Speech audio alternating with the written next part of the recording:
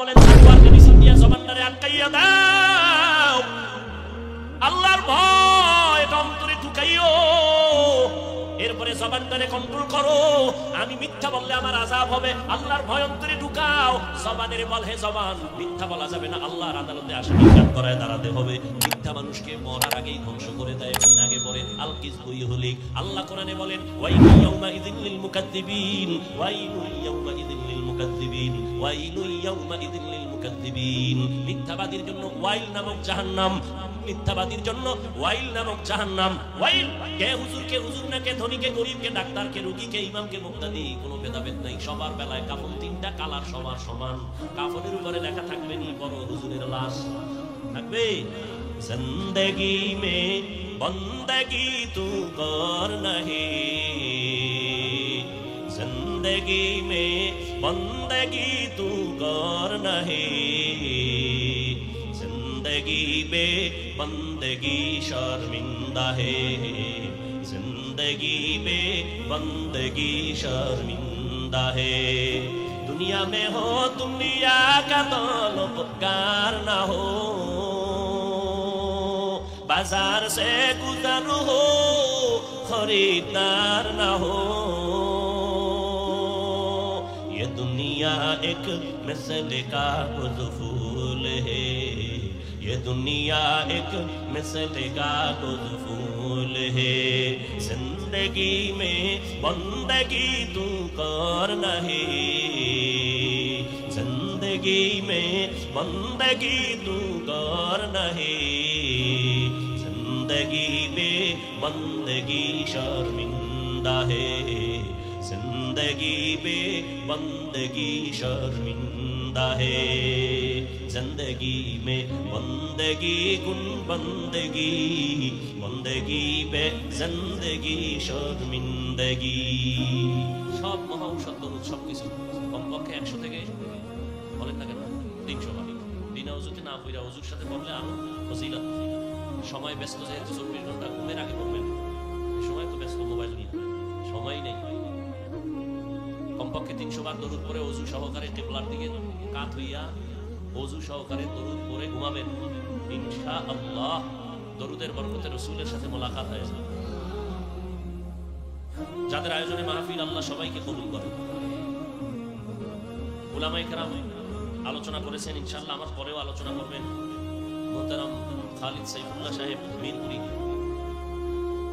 তিনি আসছেন, অপেক্ষায় আছেন, কিছুক্ষণের মধ্যে স্টেজে চলে আসবেন। বয়ান শুনে দোয়া করে এরপরে যাবেন ইনশাআল্লাহ।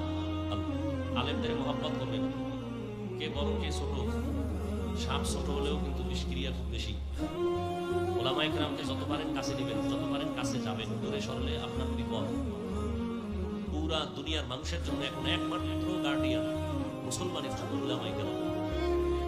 আর আমি ঢাকাতে বলেছি, সংক্ষেপ যেহেতু কথা, এই জন্য আমি ওদিকে ঢুকবো না। যে জাতিকে ওলামায়ে কেরাম যা দিয়েছে পৃথিবীর কেউ তা দেয় নাই। ওলামায়ে কেরাম যা দিয়েছে আর কেউ, নেতা খাতারা যা দিয়েছে 5 টাকা তল দিয়ে নিয়ে গেছে 5000 টাকা, আপনার খবর নাই। আপনি তো স্লোগান শুনতেছেন 10 টাকার লটারি যদি লেগে যায় 40 লাখ, কিন্তু একবারও চিন্তা করেন না যে ওর বাপের টাকা দিবে না 40 লাখ, আমাদেরটা ঘুরাই ফিরাই আমগুই দিবে। 50,000 লোকের কাছে 10 টাকার লটারি বেচলে কত হিসাব হয়, হিসাব করেন তো। সেখান থেকে আপনারা 40 দিলে কি ওর বাবারটা দিছে না আপনাদেরটাই দিছে? আপনি তো লঙ্গি খুলে নাচতেছেন, 40 লাখ 10 টাকা।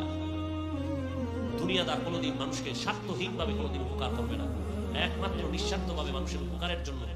পৃথিবীর প্রথম সিঁড়িতে আম্বিয়ায়ে কেরাম, এরপরে সাহাবায়ে কেরাম, কিয়ামত পর্যন্ত যারা থাকবেন উলামায়ে কেরাম।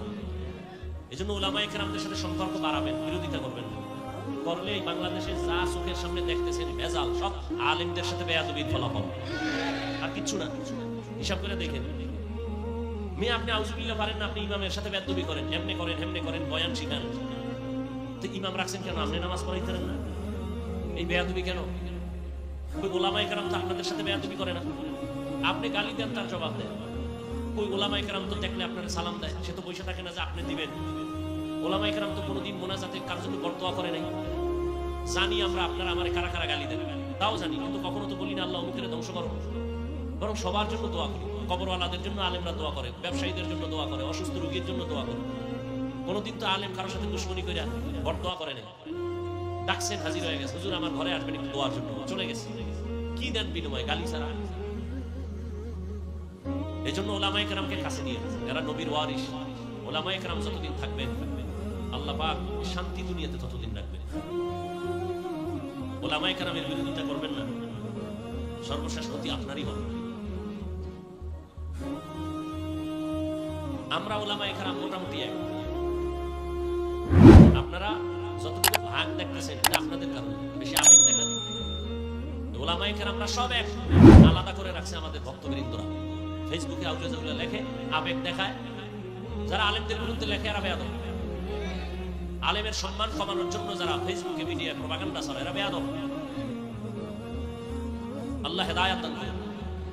আপনি আমার বিরুদ্ধে লেখলে ইসলামের কি লাভ হবে? একজনে দাঁড়ায় বলেন তো, এত বড় মহাপণ্ডিত আপনারা, আল্লাহ জ্ঞান দিছে, বলেন তো আপনি যদি আমার বিরুদ্ধে ফেসবুকে লেখেন ইসলামের কি লাভ হবে বলেন তো? আপনার কোনো লাভ হবে? আপনার আব্বা আম্মার কবরের আযাব মাফ হবে, তো কেন আকাম করেন? ক্ষতিটা তো আপনার হবে। আজীবন মনে রাখবেন, মা বাবার দোয়া জীবনের সফলতার চাবি। আজীবন মনে রাখবেন, আপনার মুরব্বী শিক্ষকদের দোয়া আপনার সফলতার চাবি। ওলামায়ে কেরামের দোয়া আপনার সফলতার চাবি। ঠিক তেমনি ভাবে বিপরীত তাদের বরদোয়া আপনার জন্য আগুন। মা বাবার বরদোয়া আপনার মরার আগে ধ্বংস। শিক্ষকদের বরদোয়া আপনার জীবনের জন্য মহা আগুন। ওলামায়ে কেরামের বরদোয়া আগুন। জীবনে পারলে দোয়া নিয়েন, যদি নাও পারেন আমার আপনাদের জন্য চূড়ান্ত একটা বয়ান হলো আমার এক কথা, পারলে দোয়া নিয়েন। বিশেষ করে যুবকদেরকে বলছি, যদি দোয়া নিতে নাও পারো যুবকরা, বরদোয়া নিও। এটা আমার জীবনের চূড়ান্ত তোমাদের জন্য একটা উপদেশ। মা বাবার দোয়া, শিক্ষকদের দোয়া, ওলামাদের দোয়া, মুরব্বীদের দোয়া, যদি নাও পারো অনুরোধ, বরদোয়া নিও। তো লাভ কি হবে বরদোয়া নিলে? মরার আগে মরে যাবে, মানে রুহু থাকবে, শরীরে আর কিচ্ছু থাকবে, বিছানায় পঙ্গু হয়ে যাবে। আল্লাহ হেদায়াত দান করুন। তো আমি কোরআনে হাকিমের সূরা আহজাবের 2 টুকরা আয়াত পড়েছি, সংক্ষিপ্ত 2-4টা কথা বলবো। নবীজির হাদিস থেকে একটু হাদিস পড়েছি, ইনশাআল্লাহ বয়ান শেষ করে যাবেন। এশার নামাজ হয়ে গেছে, আমার পরে যিনি আলোচনা করবেন বয়ান শুনে দোয়া করে এরপরে যাবেন। বাসায় গিয়ে তো ঘুমানোর তাড়া নেই। বাঙালি রাত্রে ঘুমায়, বাঙালি মানুষ এখন সব দিনে ঘুমায়, রাতে মোবাইলের হক আদায় করে সারা রাত। কি সত্য কথাটা বলেন? মায়ের হক আদায় করে না, বাবার হক আদায় করে না, ছেলে মেয়ের হক আদায় করে না, স্ত্রীর হক আদায় করে না, সারা রাত মোবাইলের হক আদায় করে। আর হক আদায় করিয়া নিজের শরীর ধ্বংস, যৌবন ধ্বংস, জীবন ধ্বংস, চরিত্র ধ্বংস। কার্টুন দেখতে দেখতে অধিকাংশ যুবক নিজেরা এখন কার্টুন হয়ে যাইতেছে। লজ্জা শরমও করে না যে আমার চেহারাটার অবস্থা, লজ্জাও নেই। আল্লাহ হেদায়াত দান করুন। এটা আমার অনুরোধ। কি অনুরোধ? দোয়া করে শেষ বয়ান শুনে যান। এখন যদি কেউ আগে উঠে যান তাহলে বোঝা গেল সে আমার কথা মানলেন না। কারণ আপনি যদি বুকের লাগে গোলাগুলি করে দোয়া চান, বরদোয়া ছাড়া দোয়া আসবে না। দোয়া এটা আত্মদায় করা যায়, অটোমেটিক চলে আসে দোয়া, অটোমেটিক চলে আসে বরদোয়া। ওলামায়ে কেরামের মনে কষ্ট দিয়ে, মেহমান আসছে বয়ান শুনবে, আপনারা উঠে যাবেন কেন? আরে একসাথে উঠছে, তা মেহমান এসে মেজবান পালায় যায়, এটা কোন নিয়ম? হাফিজুর রহমানের ভক্ত না হইয়া আল্লাহ এবং রসুলের ভক্ত হন, কোরআনের ভক্ত হন, দ্বীনের বয়ানের ভক্ত হন, ব্যক্তির ভক্ত হইয়েন। এই জন্য আমি সেদিন বলছি, দেশ স্বাধীন হয়েছে নাকে তেল লাগায় ঘুমায়, মুসলমান তো ঘুমাইতে পারে না। মুসলমান নাকে তেল লাগায় ঘুমাবে সেদিন যেদিন এই জমিনে উলামায়ে কেরাম দায়িত্বহীন ভাষায় বয়ান করবে, কোনো সুদ করবে নামাজির অনুমতি নিতে হবে না। মুসলমান নাকে তেল লাগায় ঘুমাবে সেদিন এদেশের মসজিদের কমিটির মধ্যে কোনো বেনামাজি আর সুদখোর থাকবে না যেদিন। আল্লাহ বুঝার তৌফিক দান করুন। তো 2-4টা কথা বলবো সংক্ষেপ। আল্লাহ পাক কোরআনে যে আয়াত করেছে বলেন, ইয়া আইয়ুহাল্লাযীনা আমানুত্তাকুল্লাহ ওয়া কুলু কাওলান সাদীদা ইউসলিহ লাকুম আ'মালাকুম ওয়া ইয়াগফির লাকুম যুনুবাকুম ওয়া মান ইউতি'ইল্লাহা ওয়া রাসূলাহু ফাকাদ ফাযা ফাওজান আযীমা। ও মুমিন, তোমরা আল্লাহকে ভয় করো, তাকওয়া অর্জন করো, আর জবানের দ্বারা যা বলো সঠিক সত্য শালীন ভাবে বলো। লাভ 2টা লাভ। এক, জীবনের ত্রুটিযুক্ত আমলগুলো আল্লাহ ত্রুটি মুক্ত করবেন, কবুল করে নেবেন। দ্বিতীয় পুরস্কার, ওয়া ইয়াগফির লাকুম যুনুবাকুম, জীবনের সব গুনাহ আল্লাহ মাফ করে দিবেন। ওয়া মান ইউতি'ইল্লাহা ওয়া রাসূলাহু, যারা আল্লাহ এবং রাসূলের ইতাআত করবেন, অনুসরণ করবেন, ফাকাদ ফাযা ফাওজান আযীমা, তাদের বিজয়টা হবে চূড়ান্ত বিজয়। পয়গম্বর বলেন, ক্বালান নবী সাল্লাল্লাহু আলাইহি ওয়া আলিহি ওয়া সাল্লাম, মাইয়াজমাল্লি মা বাইনা লাহিয়াইহি ওয়া মা বাইনা রিজলাইহি আজমান লাহুল জান্নাহ।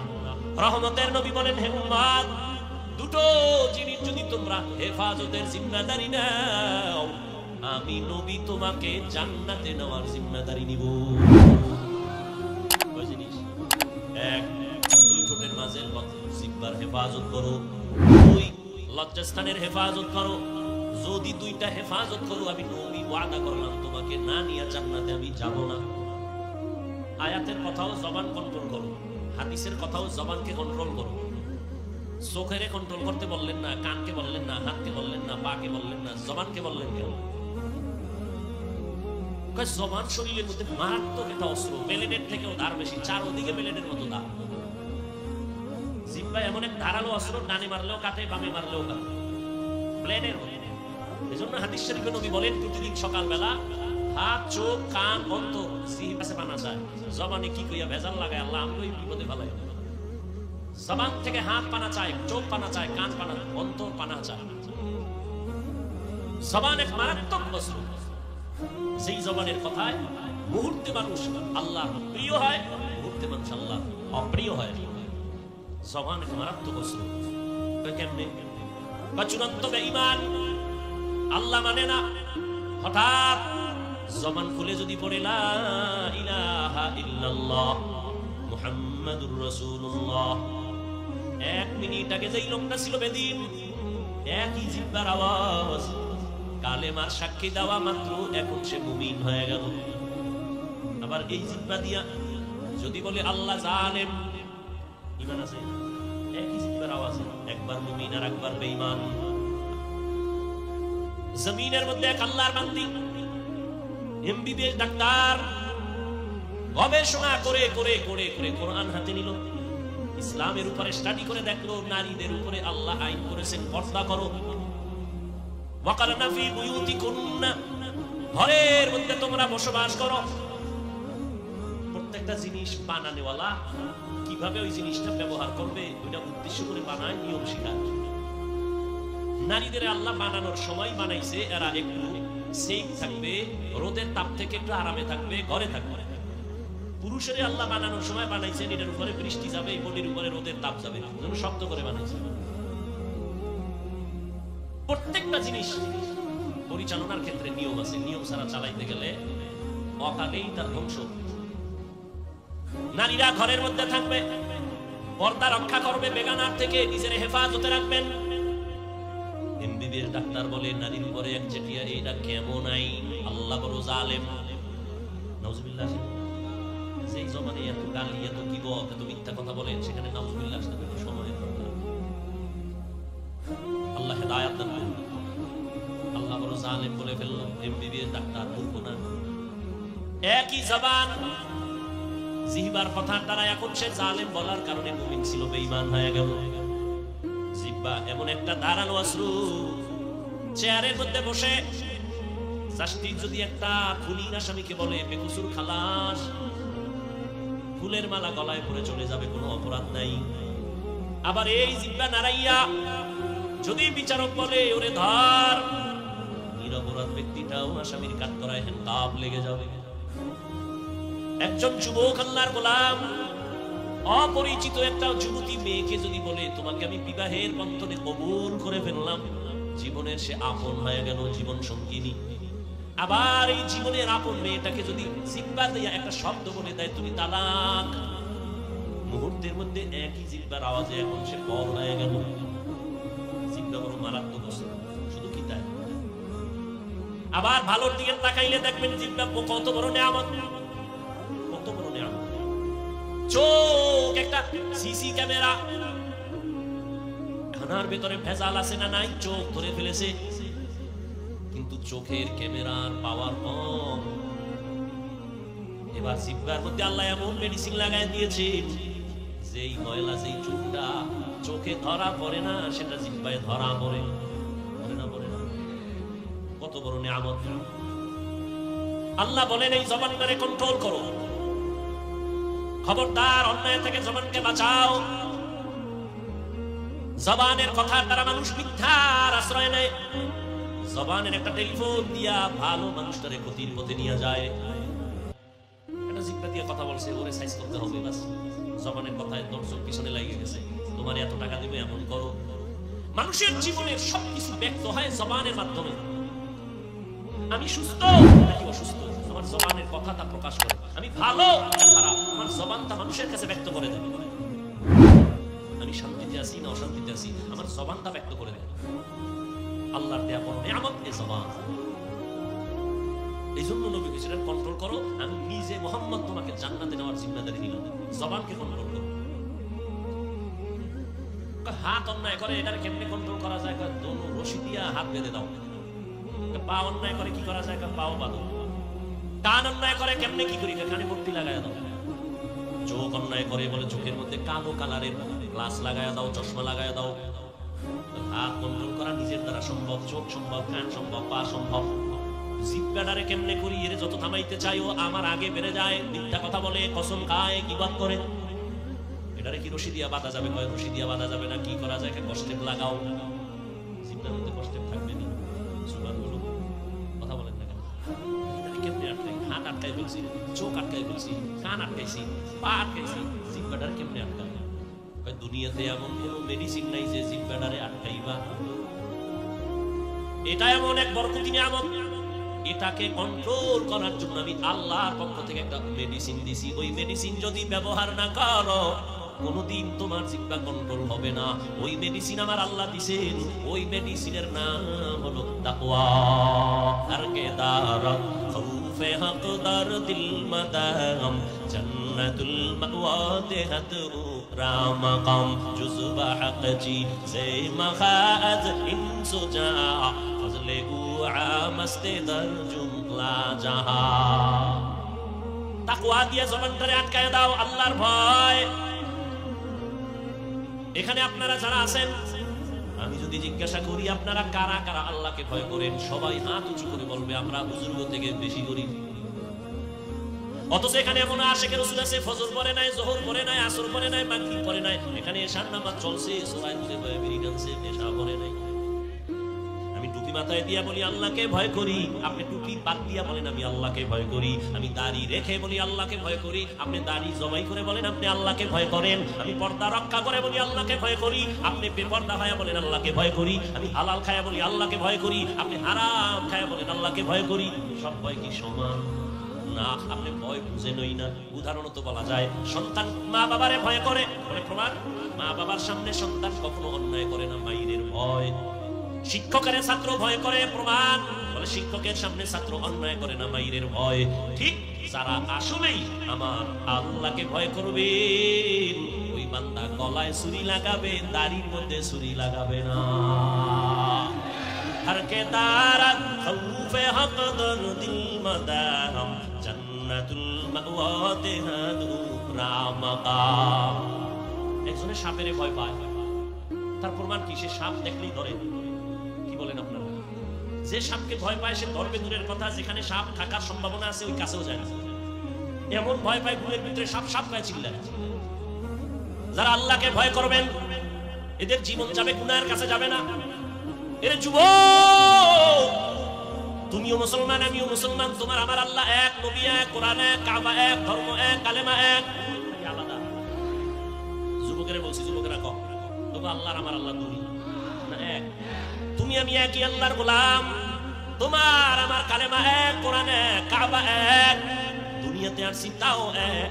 শুধু গোপালগঞ্জের মানুষ মনে হয় যেন লঙ্গি পরে আসছিল। হ্যাঁ, বিদায় বেলা কাফন হবে তিনটা, তাও এক। কোটিপতি মরে গেলে সম্মানে একটা কাফন কেউ বাড়াইয়াও দিবে না। রিক্সা ড্রাইভার গরিব অবস্থায় মরে গেলে একটা কাফন কেউ কমাইয়াও দিবে না। আমারও যেমন তিনটা কাফন, আপনাদেরও তিনটা কাফন। কালার হবে আলাদা। হুজুরদের কালার একরকম, অন্যদের কালার আর এক রকম। কে হুজুর, কে হুজুর না, কে ধনী, কে গরিব, কে ডাক্তার, কে রোগী, কে ইমাম, কে মুক্তাদি, কোনো ভেদাভেদ নাই। সবার বেলায় কাফন তিনটা, কালার সবার সমান। কাফনের উপরে লেখা থাকবে নি বড় হুজুরের লাশ থাকবে, জিন্দেগি মে বন্দেগি তু কর নাহি, জিন্দেগি মে বন্দেগি তু কর নাহি,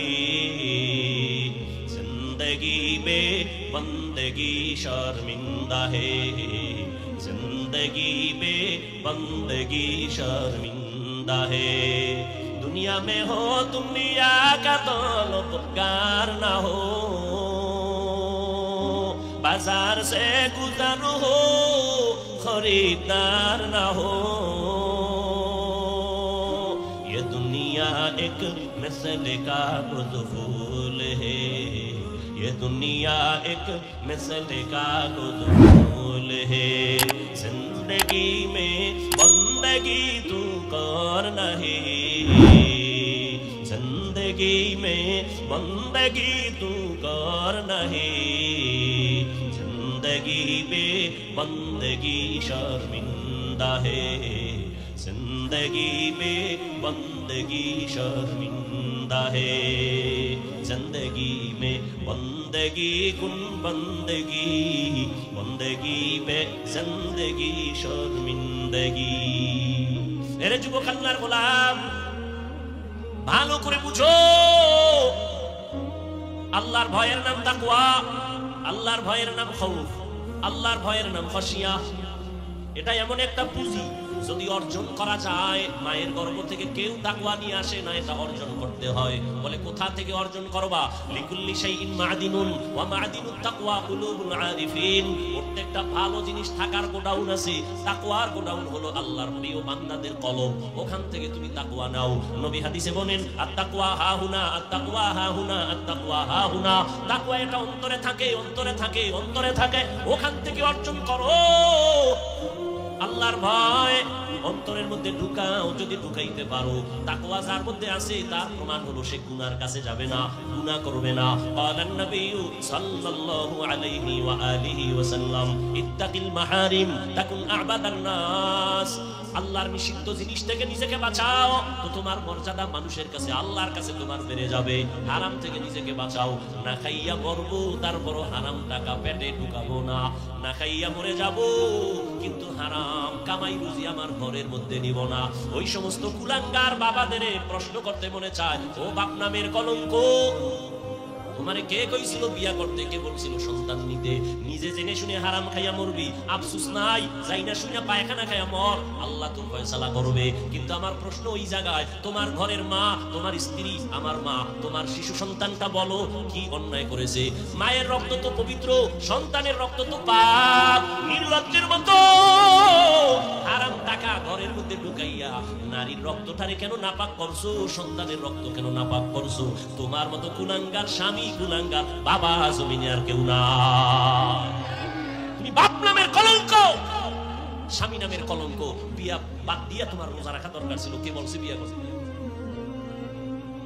নিজে যাই না শুনে হারাম খাইয়া মরবি, আলেমগো কথা শুনবি না, কপাল খারাপ।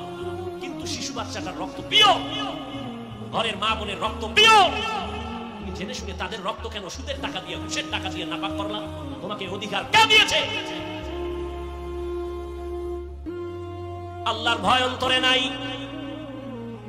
এক্ষেত্রে আমি পর্দার আড়ালের আম্মা জানদেরকে একটু পরামর্শ দিয়া যাই রে মা। ও পর্দার আড়ালের আম্মা জান, একটু পরামর্শ দেই, ভালো করে শুনিন। একজন মা স্বামীর ঘরে আসার পর জানে স্বামী কি কাজ করে, কয় টাকা পায় জানেনি, জানে। স্বামী মাদ্রাসায় পড়ায়, মসজিদে ইমাম, বেতন কত বলে 10,000। স্বামী আমার স্কুলের টিচার, বেতন বলে 20,000। মাসের 20,000 টাকা ঘরে আসছে, স্ত্রী দোয়া করতেছে আল্লাহ বরকত দাও। আম্মা জানেরা যদি 2,000 টাকা বেশি আসে, আম্মা জান যদি ধইরা ফেলতো 2,000 টাকা বেশি কেন, স্বামী একটা বুঝ দিত, এটা কোনো রকম একজনে হাতিয়ে দিছে। এক মাস, দ্বিতীয় মাসে আবার 2,000 বেশি, আবার 2,000 বেশি কেন, পরের মাসে যদি দেখতো 5,000 বেশি, আবার বেশি কেন। এইভাবে যদি আম্মা জান হিসাব কইরা কইরা স্বামীর টাকা বলতো, হাও স্বামী না খাইয়া কষ্ট করবো, পায়ে ধরে বলছি আমার ঘরে হারাম টাকা আনবা না। স্ত্রী যদি একটু সোচ্চার হইতেন, ঘরের মধ্যে স্বামী হারাম টাকা ঢুকাবার সাহস পেত না। ঝামেলা তো আম্মা জানের মধ্যে, তোকে আরো আনো, আরো এনে দাও, হবে না। কোথা থেকে আনবা চুরি করে তা জানা নাই, দাও। কাপড় একটা দিছি, হবে না, আরো দাও। টাকা পাবো কই, চুরি করো জানি না, দাও। না হয় বিয়া করছো কেন, তোমার মতো স্বামী চাই না। অথচ রাষ্ট্র ক্ষমতা পরিচালনা করেন আবু বকর সিদ্দিক রাদিয়াল্লাহু তাআলা আনহু। নবীজির পরের খলিফাকে আবু বকর সিদ্দিক রাদিয়াল্লাহু তাআলা আনহু খেলাফতের জায়গায় বসা, পুরা রাষ্ট্র তার হাতের মুঠোয়, আঙ্গুলের ইশারায় উঠে আর বসে। খেয়াল করেন, আম্মা জানেরাও খেয়াল করেন, আবু বকর সিদ্দিক ক্ষমতায়, একদিন তার বিবি সাহেবা বলেন, স্বামী আমার একটু মিষ্টি খাইতে মনে চায়। কি মনে চায়? এটা কি বেশি কিছু? কয় লাখ টাকা লাগবে? দেখেন আল্লাহর ভয় তাকওয়া কি জিনিস। যখন বিবি কইছে মিষ্টি খাইতে মনে চায়, আবু বকর সিদ্দিক রাদিয়াল্লাহু তাআলা বলে, তোমাকে মিষ্টি কিনে দেওয়ার টাকা আমার কাছে নেই। সুবহানাল্লাহ বলেন। চিন্তা করতে পারেন, বিবি চুপ হয়ে গেল। কয়েক মাস পরে আবার আবু বকর সিদ্দিক রাদিয়াল্লাহু তাআলা আনহুর হাতে কিছু টাকা দিয়া বলেন, নেন। ওই সময় বলেছিলেন মিষ্টি কেনার টাকা নাই, এখন আমি টাকা দিলাম, মিষ্টি কিনে দেন। আবু বকর সিদ্দিক রাদিয়াল্লাহু তাআলা আনহু প্রশ্ন করলেন, টাকা পাইছো কই? আমি বউরা টাকা দিলে জীবনে জিগাইবেন কই পাইছো? যতবারও আনো, বাবার বাড়ি থেকে নিয়ে আস, বাবারে ফকির বানাইয়া ঘর খালি কইরা আমারে দে। আর এক টাকা দিছে জালেম, শ্বশুর বাড়িতে খাওয়ার জন্য কুত্তা হয়ে গেছে, কুত্তার মতো জিব্বা বের করে দিছে। এটি মানুষ রূপী চেহারা, মানুষ চরিত্রটা কুত্তার থেকে খারাপ, শুয়ারের থেকে খারাপ। এত বড় কুলাঙ্গার বেহায়া বেলাজা যে শ্বশুর বাড়িতে খাওয়ার জন্য কুত্তার মতো জিব্বা বের করে, চায় তো চায়, না দিলে বউরে মারে। শ্বশুর শাশুড়ির অকথ্য ভাষায় গালি আছে না? আল্লাহর আইনে যৌতুক হারাম, সরকারি আইনেও হারাম। এরা নারীর দুশ্মন, ইসলামের দুশ্মন, এরা মানবতার দুশ্মন। আল্লাহ হেদায়েত দান করুন। এজন্য আমি মাঝে মাঝে বলি, ও পিসাবের মুরিদ, ও মক্কার হাজী, ও তাবলীগওয়ালা ভাই, তোমার ইমানের স্কেল কত? কয় টের পাইবেন মাইয়া বলা বিয়া দেওয়ার সময়। কত বড় হাজী, কত বড় জিকির করনেওয়ালা, পাগড়িওয়ালা, টের পাওয়া যায় মাইয়া বলা বিয়ার সময় ইমানের স্কেল কত। তলে তলে তলে তলে উপরে কিছু লাগবে না, তলে তলে খাইটা দিল না, এটা কি মানবতা হইল? আবু বকর সিদ্দিক রাদিয়াল্লাহু তাআলা আনহু বললেন, টাকা কই পেয়েছো রে বিবি? বিবি কয়, আপনি যে মাসে মাসে সরকারি অর্থ মন্ত্রণালয় থেকে রাষ্ট্র চালানোর বেতন নেন, কি নেন? ওই বেতন থেকে আমি অল্প অল্প কিছু টাকা জমাইয়া আপনার হাতে দিলাম। শুনেননি? এই শিক্ষিত মানুষ শুনেননি? রাজনীতি কারে কয় শিখেন? ইসলামের রাজনীতি নাই, কোরআনের রাজনীতি নাই। আর আমি চ্যালেঞ্জ দিয়ে বলি, পৃথিবীর শ্রেষ্ঠ রাজনীতির কিতাবের নাম কোরআন শরীফ। পৃথিবীর শ্রেষ্ঠ রাজনীতির শিক্ষক আমার রাসূল। পৃথিবীর রাজনীতির শ্রেষ্ঠ পার্লামেন্ট মসজিদ। একটা মসজিদে রাজনীতি চলবে না। তো আমি সেদিন ঢাকায় বলছি, মসজিদে যদি রাজনীতি না চলে, তাহলে রাজনীতির কোনো দলীয় কোনো ব্যক্তি মসজিদের কমিটিতে থাকতে পারবে না। ইমামকেও নিরপেক্ষ থাকতে হবে, কমিটিকেও নিরপেক্ষ থাকতে হবে। যদি রাজনীতি দলের লোক কমিটিতে থাকে, ইমাম সাহেব মাইক লইয়া রাজনীতি করবে আজকে থেকে। আপনাদের গোলাম হুজুর রিজিক কি চাকরি দেয়? পিপিলিকারে খানা কে দেয়? গর্তের ইঁদুরের খানা কে দেয়? নদীর মধ্যে কোটি ধরনের মাছ খানা কে দেয়? সরকার দেয় না? জঙ্গলের ভেতরে হাজারো প্রাণী খানা কে দেয়? সকালবেলা পাখি উড়তে থাকে খোলা শূন্যের মধ্যে, সন্ধ্যাবেলা পেট ভরে বাসায় আসে, বাচ্চার খানা নিয়ে কে দেয়? ওরা দামি না আমরা মানুষ দামি? তো গর্তের পিপিলিকারে, কুত্তরে, গরুরে আল্লাহ দিলে আমগো দিতে পারে না? তোমার বল কেন? ভরসা এত দুর্বল কেন? চাকরির প্রতি দুর্বল কেন? আল্লাহ সব ভাইকে হেদায়েত দান করুন। তো আবু বকর বলেন, টাকা কই পেয়েছো? বিবি কি বললেন? বেতন থেকে জমাইছি। এবার শুনেন আসল কথা। আবু বকর সিদ্দিক রাদিয়াল্লাহু তাআলা আনহু বললেন, হে বিবি, তাহলে আমি বুঝতে পেরেছি, আমি অর্থ মন্ত্রণালয় থেকে যে বেতন নেই, এই টাকাগুলো বাড়তি এটি লাগে না। এই টাকা না হইলেও আমার সংসার চলে। তাহলে আমি নিয়ত করলাম, আগামী মাস থেকে আমার বেতন থেকে এই টাকা কমাইয়া নিব। এই টাকা কমাইয়া নিব। তুমি যে মিষ্টি লেগে জোগাড় করছো, আমার হাতে দাও, আমি এটি সব সরকারি তহবিলে দান করে দিলাম। আর কে দারাত খাউফে হকদার দিল মাদানম জান্নাতুল মাওয়াদিহা দুরা মাকাম জুজবা হাকজি সে মাখাজ ইনসুজা ফজলে গুআ মসজিদার জুমলা জাহা। আল্লাহ বলেন, তাকওয়ার মেডিসিন দিয়া জবানটারে আটকাইয়া দাও। আল্লাহর ভয় এটা অন্তরে ঢুকাইও। এরপরে জবানটারে কন্ট্রোল করো। আমি মিথ্যা বললে আমার আযাব হবে, আল্লাহর ভয় অন্তরে ঢুকাও। জবানের বল, হে জবান মিথ্যা বলা যাবে না, আল্লাহর আদালতে আসামির কাঠগড়ায় দাঁড়াতে হবে। মিথ্যা মানুষকে মরার আগেই ধ্বংস করে দেয়। একদিন আগে পরে আল কিযবু ইহলিক। আল্লাহ কোরআনে বলেন ওয়াইলু ইয়াউমা ইযিল লিল মুকাজ্জিবিন, ওয়াইলু ইয়াউমা ইযিল লিল মুকাজ্জিবিন, ওয়াইলু ইয়াউমা ইযিল লিল মুকাজ্জিবিন। মিথ্যাবাদীর জন্য ওয়াইল নামক জাহান্নাম, মিথ্যাবাদীর জন্য ওয়াইল নামক জাহান্নাম। ওয়াইল এটা মারাত্মক জাহান্নামের স্তরের নাম ওয়াইল। ওয়াইলুল লিকুল্লি কথা হয় না, হুমাজাতিল লুমাজা। ওয়াইল জাহান্নামটা বড় মারাত্মক। এই মারাত্মক জাহান্নাম কার জন্য? বলে মিথ্যাবাদীর জন্য। আর কার জন্য? ওয়াইলুল লিকুল্লি হুমাজাতিল লুমাজা, যারা গীবত করে, মানুষের পিছনে গীবত। আব্দুল্লাহ ইবনে মাসউদ রাদিয়াল্লাহু তাআলা আন নবীজির পাশে বসা, আর কয়েকজন সাহাবায়ে কেরাম বসা। হঠাৎ একজন উঠা চলে যায়, আর একজনের তার বদনাম নবীরে বলতেছেন। নবী বলে তাড়াতাড়ি দাঁত খেলাও কর। ইয়া রাসূলুল্লাহ কেন? তোর দাঁতের ভিতরে গোশত ঢুকানো, গোশত খাই না এক মাস, মানে এই মাত্র খাইছো বা কেমনে? অতএব সাবধান, আল্লাহকে ভয় করো, তাকওয়ার মেডিসিন অন্তরে ঢুকাও। কিবত শিকায়াত করলে ওয়াইল নামক জাহান্নাম। ওয়াইল মারাত্মক জাহান্নাম। এই জাহান্নামটার কার জন্য? আল্লাহ কোরআনে বলেন ব্যবসা করতে যাইয়া যারা মাপে ভেজাল করে এদের জন্য ওয়াইল নামক জাহান্নাম। ওয়াইলুল লিল মুতাফফিফিন। ওয়াইল নামক জাহান্নামটার কার জন্য? কয় নামাজির জন্য। বেনামাজির জন্য না নামাজির জন্য? এই নামাজিরা, ওয়াইল নামক জাহান্নামটা মারাত্মক। আর কার জন্য? কয় নামাজির জন্য। নামাজির জন্য ওয়াইল নামক জাহান্নাম। কয় দলিল আরাইতাল্লাযী ইউকাযযিবু বিদ্দীন ফাযালিকাল্লাযী ইয়াদউল ইয়াতীম ওয়া লা ইয়াহুদ্দু আলা তাআমিল। এরপরেরটা কোন? ফাওয়াইলুল লিল মুসাল্লিন। ওয়াইল নামক জাহান্নাম মুসল্লিদের জন্য। মুসল্লি কারা? যারা নামাজ পড়ে। নামাজ পড়ে কেন জাহান্নামে যাবে? নামাজ পড়ে মানুষকে দেখাবার জন্য। একা একা যখন পড়ি 10 রাকাত পড়তে লাগে 3 মিনিট, আর মানুষের সামনে যখন দাঁড়ায় নামাজ পড়ি 4 রাকাতে লাগে 6 মিনিট। আল্লাহর জন্য হইছে না মানুষের জন্য? এমন নামাজির জন্য ফাওয়াইলুল লিল। ওয়াইল নামক জাহান্নাম বড় মারাত্মক। জবানটারে কন্ট্রোল করো। মৌলিক কয়েকটা গুনাহ থেকে জবান বাঁচাও। আবার বাঁচাইয়া আলাদা রাখলে হবে না, কয়টা নেক আমল করো। জিহ্বাটারে ব্যস্ত বানায় দাও, নেক আমলে গুনাহ হবে কম। 1 নাম্বার জবানে ওয়াদা করো মিথ্যা বলবো। 2 নাম্বার ওয়াদা করো গীবত শিকায়াত করব। 3 নাম্বার এই জবানের দ্বারা গালাগালি। মৌলিক 3টা অপরাধ থেকে জবানকে বাঁচাও। গালিও দিব না, গীবত করব না, মিথ্যা বলবো না, তো কি করব? এবার নেক আমল করো। কয়েকটা অল টাইম চালু রাখো। কি? 1 নাম্বার কোরআনের তেলাওয়াত জবানে চালু রাখো। কি ভাই? কি শিখাইলে কয় হুজুর পারি না। কেন? শিখবো কেমনে? একটু মা বাবা শিখায় নাই। দ্বিতীয়, আমি যে একটু শিখবো, টাইম নাই, ব্যবসা চাকরি।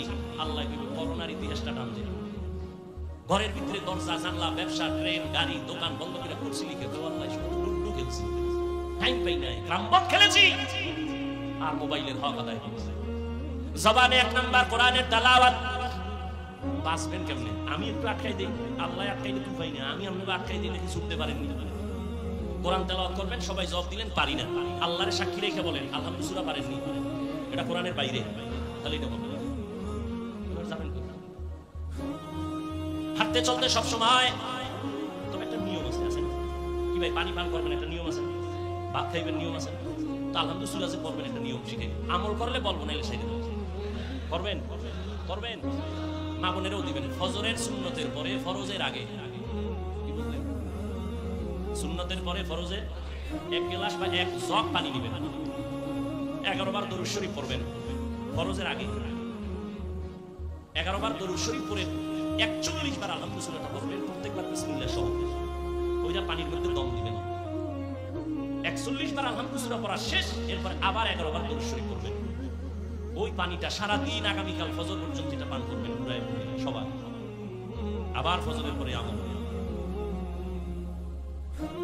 আল্লাহ স্পষ্ট বলেছেন কোরআনের সূরা ফাতিহা, এটা স্পষ্ট একটা মহা ঔষধ। মরণ সারা যত রোগ আছে সব রোগের ঔষধ সূরাতুল ফাতিহা, এই সূরাতুল শিফা।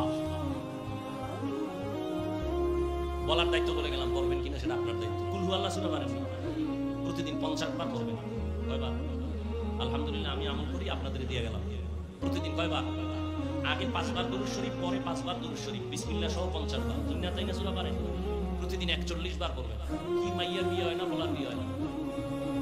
সব ঔষধ তো কোরআনে দেওয়া আছে। মা হুয়া শিফা ওয়া রাহমাতুল লিল মুমিনিন। মা হুয়া শিফা, অনুনাজ্জিলু মিনাল কুরআন মা হুয়া শিফা। আল্লাহ ঔষধ দিয়েছেন কোরআন দিয়া মানুষের আধ্যাত্মিক জগতের ঔষধ। ইন্না তাইনা সূরা 41 বার, আগে 11 বার দুরূদ শরীফ, পরে 11 বার দুরূদ শরীফ। এটি তো সবাই পারেন, পড়বেন না কপাল খারাপ। একটা টাইম করে নেবেন যে আমলটা, আর আমলের ক্ষেত্রে একটা উসুল নেবেন, ফুল নীতি, যেটা ধরছি বাস করবই। যত মুসিবত থাকে আমলটা আমি করবই। তাহলে জবানকে হেফাজতের জন্য মৌলিক 3টা গুনাহ ছাড়বো, মিথ্যা, গীবত, গালাগাল। এবার চালু রাখবো না এক আমল। 1 নম্বরে কি এই মাত্র কইলাম, কি কোরআন শরীফে তেলাওয়াত। 2 নম্বরে আল্লাহর নামের জিকির। কি জিকির? বসে আছেন কথা বন্ধু, জিকির লা ইলাহা ইল্লাল্লাহ, লা ইলাহা ইল্লাল্লাহ। কত মজা! আমার তো মজা লাগে না, তুমি খাও না, মজা বাবা কেমন?